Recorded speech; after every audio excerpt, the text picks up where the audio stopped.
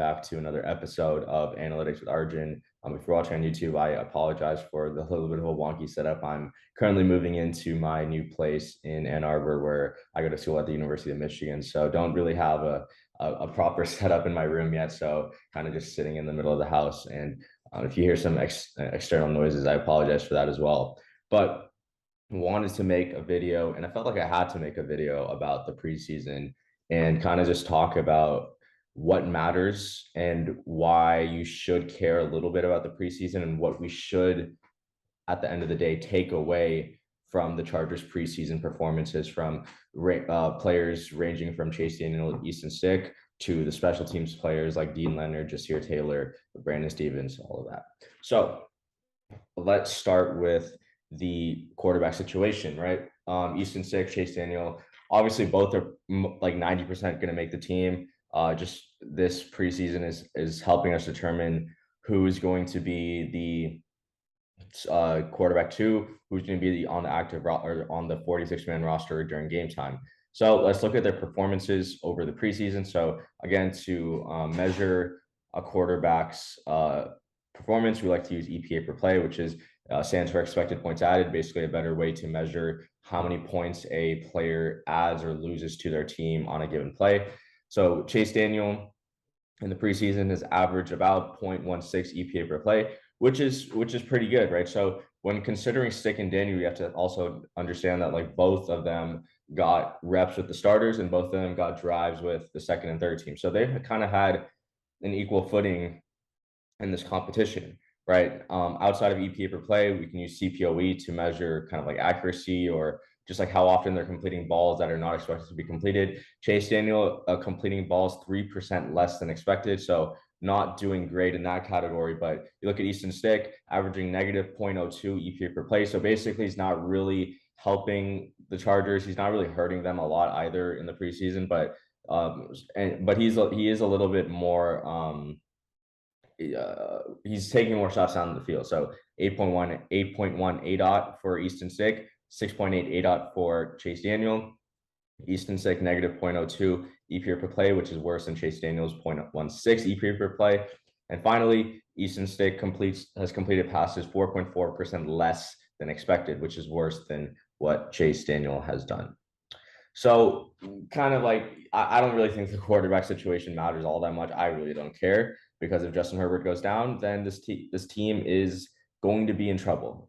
It will take a 2017 Jags performance from this defense to keep this team afloat if Justin Herbert goes down. Let's put it that way.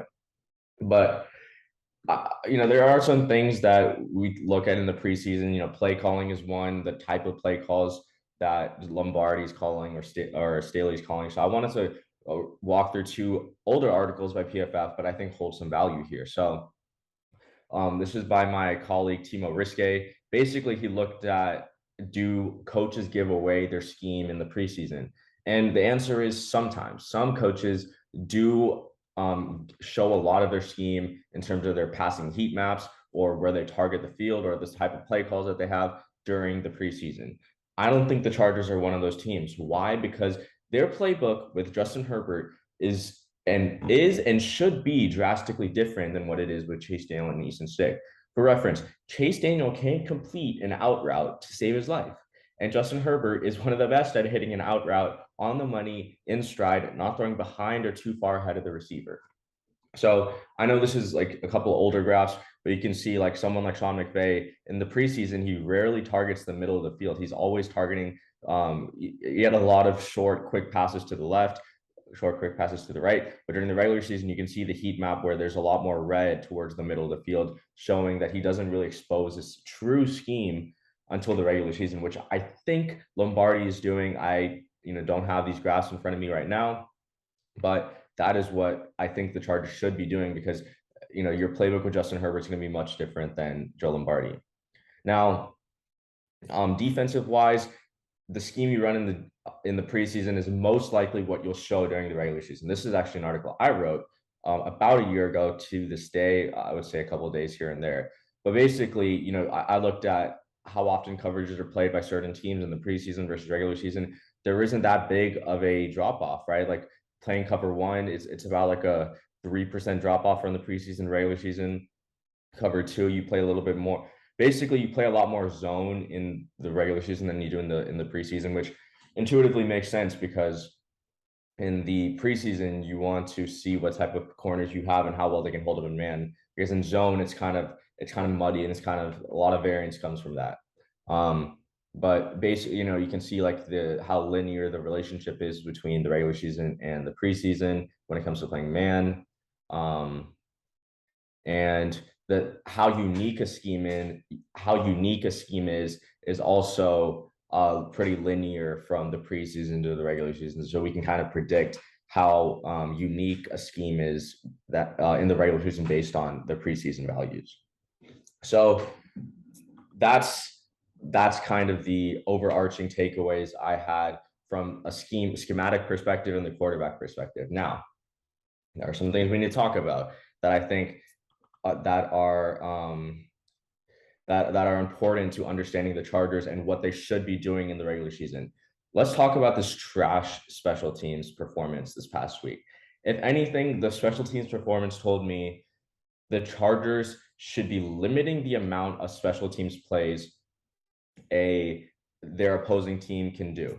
What that means is you don't want to add variance to the game of football if you're the Chargers. The Chargers, by most power rating metrics, by their Super Bowl odds, are top 6, at least top 10 team, which means in the majority of their games, they're going to be favored. So I'm going to share my screen again, and I'm going to walk you through this reasoning. So hopefully you guys can all see this. And if you're listening on Spotify and Apple, I encourage you to go to YouTube and watch this part. Basically, let's draw a line. And this is the distribution of play for the Los Angeles Chargers. Basically, you can see, the mean play of the Chargers is right here. Okay. And we can just call this like 8 or something. They're an 8. Okay. The average strength of their opponents in 2022 is going to be this.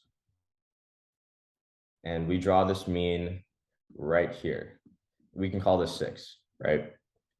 So you can see on average, based on the distribution of how the Chargers are expected to play, on average, the Chargers are better than a majority of the teams that they play this in 2022.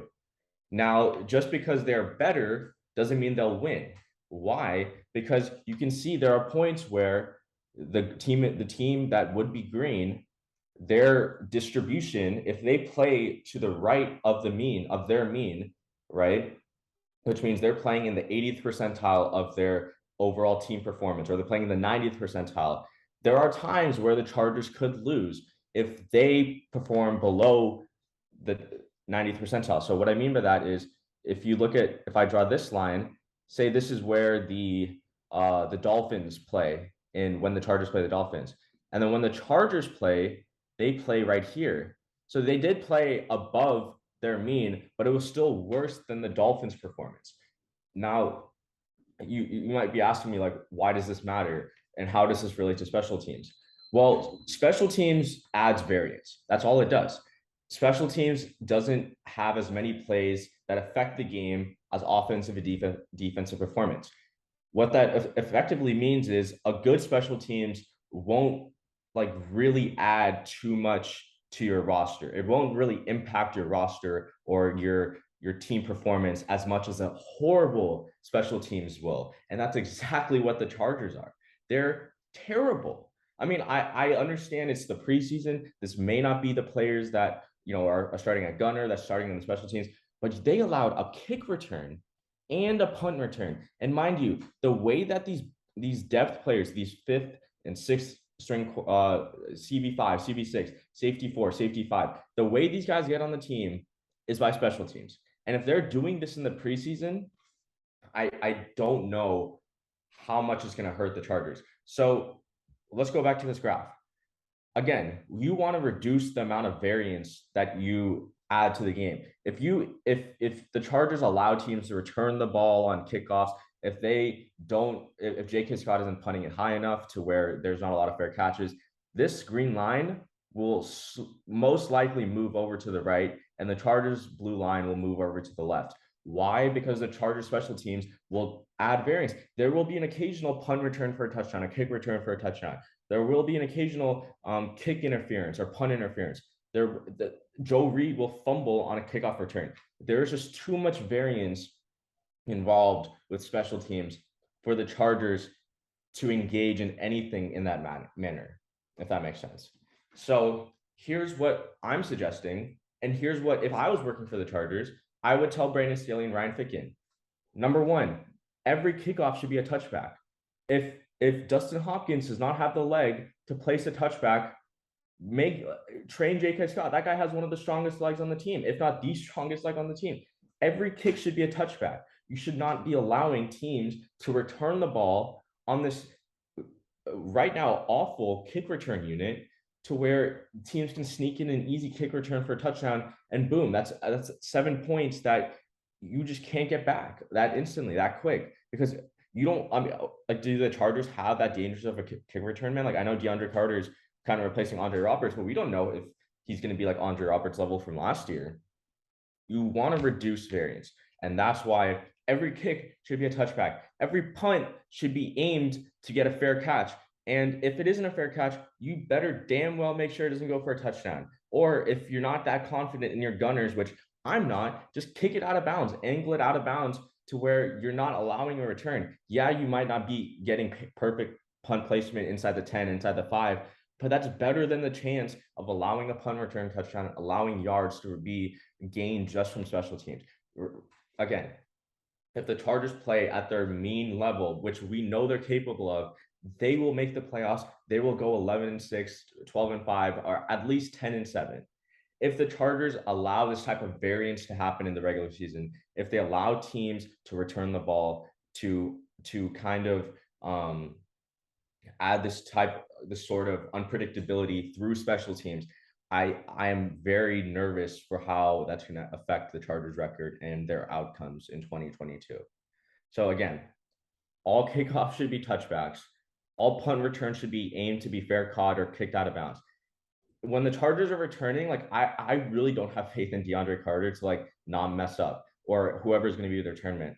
If the opposing team kicks the ball into the end zone, just kneel it. Just take the touchback. You just take the 25 yards. Justin Herbert can go 25 yards every single time, or 75 yards every single time. If you take the ball out and start at the 20, again, you're just adding more variance. You're making it tougher on the offense. So every kickoff that lands in the end zone should be a touchback. And I think that's it. I mean, punt return is kind of just like, don't fumble, don't muff the ball. But again, you want to reduce the type of noise that special teams adds to a game, because the Chargers are going to be favored in almost every game they play, except like the Chiefs, or I mean, basically the Chiefs. I don't know who, like, how many other games the Chargers are going to be underdogs by like 3 or more points. So I like, again, I hope this was insightful. I felt the need to make this video after the special teams performance, and kind of just talk about why the preseason doesn't really matter for a lot of schematic things, but on the offensive side of the ball, but it does matter for the defense, and how the special teams performance kind of adds insight into what the Chargers should be doing during the regular season. So hope that was enjoyable. Thank you guys for staying till the end of the video. And again, as always, Bolts up.